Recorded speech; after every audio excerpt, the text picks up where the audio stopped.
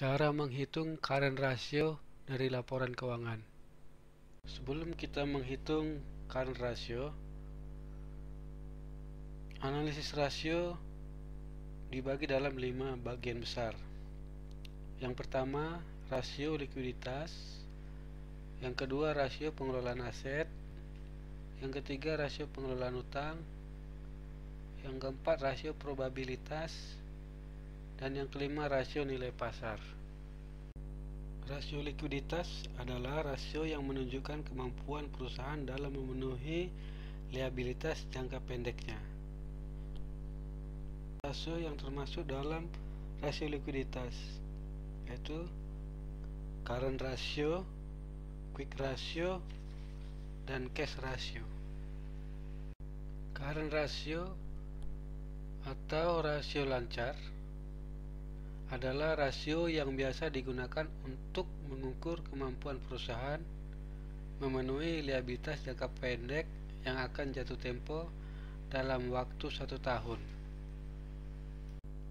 Rumus untuk menghitung current ratio yaitu current ratio atau CR sama dengan current asset dibagi current liabilitas, atau rasio lancar sama dengan aset lancar dibagi liabilitas lancar.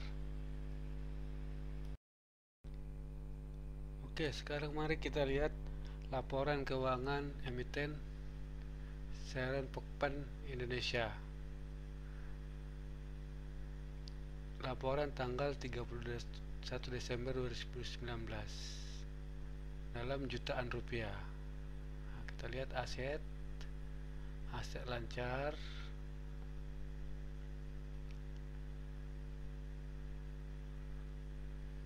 lalu di poin total aset lancar.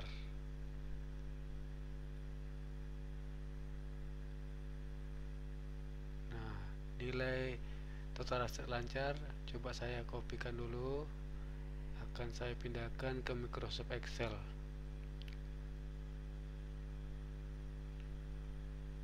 Biar mudah menghitungnya.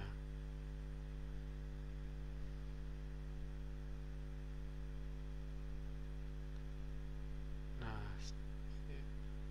sekarang kita cari akun liabilitas lancarnya.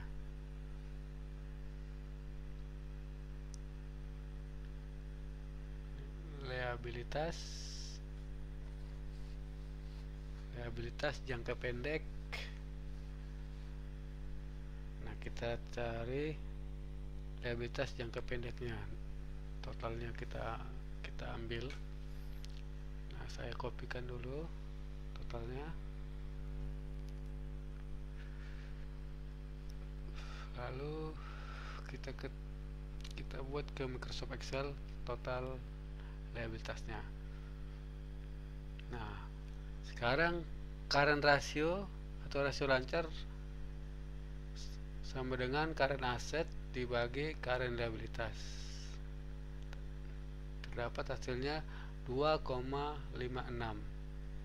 Jadi rasio lancarnya atau CR-nya 2,56 untuk emiten Sharon Pokpan. Nah, sekarang kita coba lagi untuk emiten Java Convert Indonesia, PT Java Convert Indonesia. Laporan per 31 Desember 2019 dalam jutaan rupiah. Kita lihat akun aset lancar, total aset lancar. Nah, angka total aset lancar kita ambil, kita kopikan ke Microsoft Excel.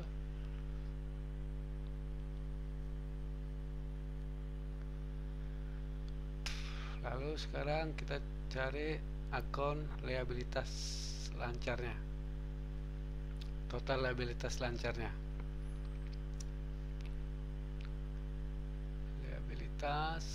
Liabilitas jangka pendek total liabilitas jangka pendek.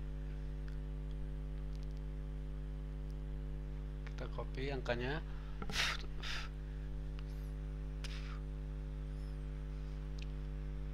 Ini sengaja saya buat manual,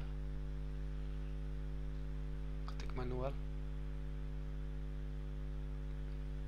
karena kalau di copy kadang-kadang pengaruh tanda bacanya.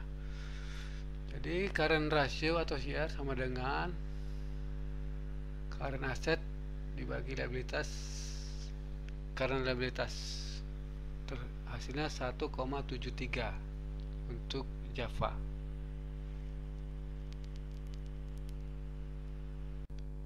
Nah, coba sekarang kita ke emiten Malindo Feedmill. Laporan keuangan per 31 Desember 2019. Di sini dalam ribuan bukan jutaan ya, dalam ribuan rupiah. Aset, kita ambil aset lancarnya.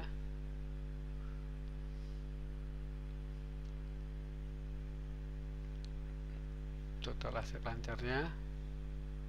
Kita copy jumlahnya.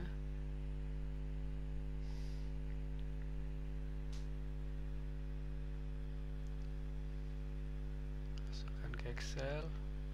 Karena dia tadi dalam ribuan, maka kita bagi 1000 supaya dia dalam jutaan. Kita bagi 1000 supaya dia dalam jutaan.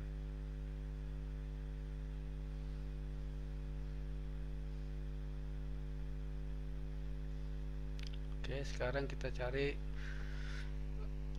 jumlah liabilitas lancarnya.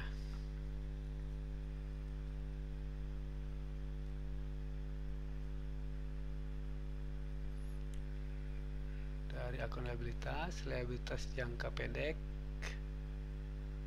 Nah, total liabilitas jangka pendek. Kita ambil nilainya.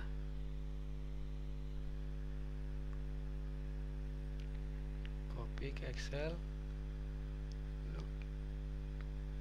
Kita ketikkan karena dalam jutaan, sementara dalam laporannya dalam ribuan. Nah, kita bagi 1000 supaya sama dia.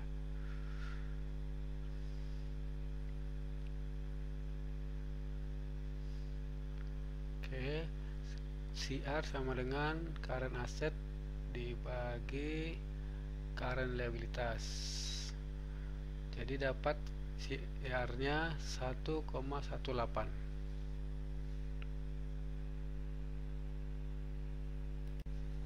Oke, kita lanjutkan ke emiten PT Siret Produce atau emiten SIPD.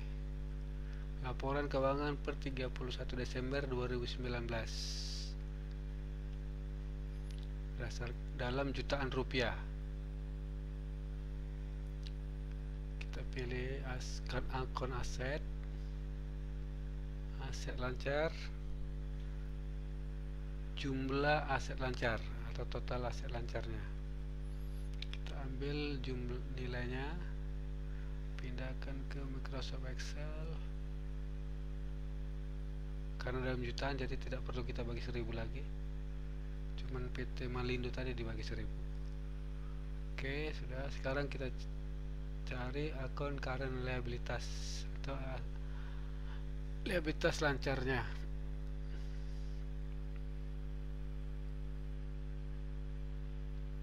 Liabilitas dan ekuitas.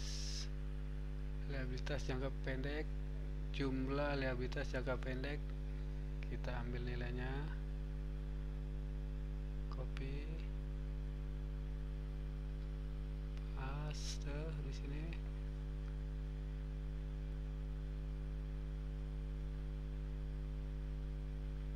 Nah,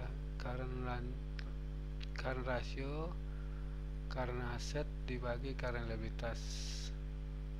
Didapat hasilnya 1,18 rasio lancarnya untuk SIPD. Dari perhitungan CR kita tadi, dapat diambil kesimpulan bahwa emiten Cepin dengan nilai CR 2,56, artinya setiap liabilitas lancar Rp1 akan dipenuhi dengan aset lancar sebesar Rp2,56. Nah, untuk emiten Java CR 1,73, artinya setiap liabilitas lancar Rp1 akan dipenuhi dengan aset lancar Rp1,73. Untuk emiten Main CR 1,18, artinya setiap liabilitas lancar Rp1 akan dipenuhi dengan aset lancar Rp1,18. Begitu juga SIPD, setiap liabilitas lancar Rp1 akan dipenuhi dengan aset lancar sebesar Rp1,18. Nah, biasanya rasio lancar yang direkomendasikan adalah sekitar 2. Nah, rasio lancar yang terlalu tinggi bisa bermakna bahwa perusahaan terlalu banyak menyimpan aset lancar. Sebaliknya, rasio lancar yang terlalu rendah atau kurang dari 1, ini mencerminkan adanya resiko perusahaan untuk tidak mampu memenuhi liabilitas yang jatuh tempo, atau perusahaan tidak mampu memenuhi hutang lancar yang akan jatuh tempo. Oke teman-teman, cukup sekian dulu analisis rasio, khususnya current ratio atau CR. Nanti akan kita coba bahas lagi untuk yang kedua, yaitu quick ratio. Salam profit dan salam saham TP. Terima kasih.